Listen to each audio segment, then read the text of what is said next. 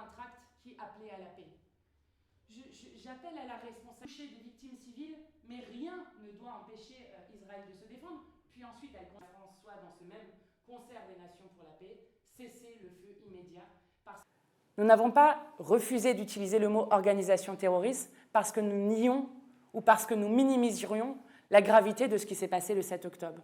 Ce qui s'est passé le 7 octobre nous foudroie dans notre humanité, est abominable. Je n'ai aucun problème à le dire. Celles et ceux qui pensent que la guerre a commencé le 7 octobre commettent une faute politique et morale.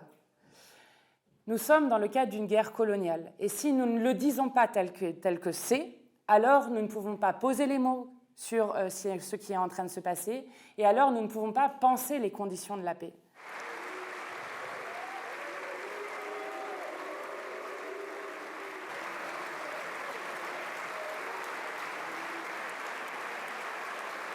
Un seul message doit parvenir du concert des nations, cessez le feu.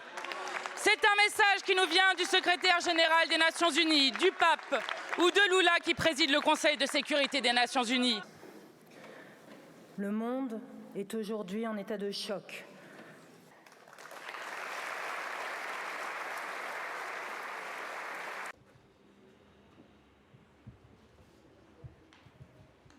Aussi quelque chose d'extrêmement dangereux, qui a d'ailleurs surpris énormément.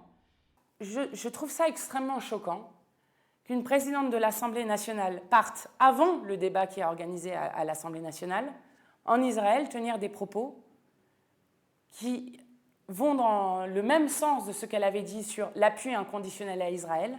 Et je vous le dis, nous ne nous lèverons pas pour ça. Et je suis fière que nous soyons le seul groupe parlementaire à ne pas avoir applaudi quelque chose qui, en quelque sorte, donne un blanc-seing au gouvernement de Netanyahou. Je ne regretterai jamais d'avoir été du camp de la paix et de celles et de ceux qui ne cessent de dire qu'il faut appeler, et que c'est la voix de la France, c'est celle qu'elle devrait tenir, au cessez-le-feu immédiat. Le président de la République est allé en Israël, et le mot d'ordre principal, d'avoir des voix comme Jacques Chirac, d'avoir des voix comme Dominique de Villepin.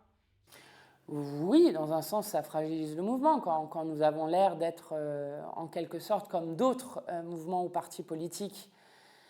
Je pense qu'effectivement, parfois, ça ne contribue pas à la lisibilité de nos positions.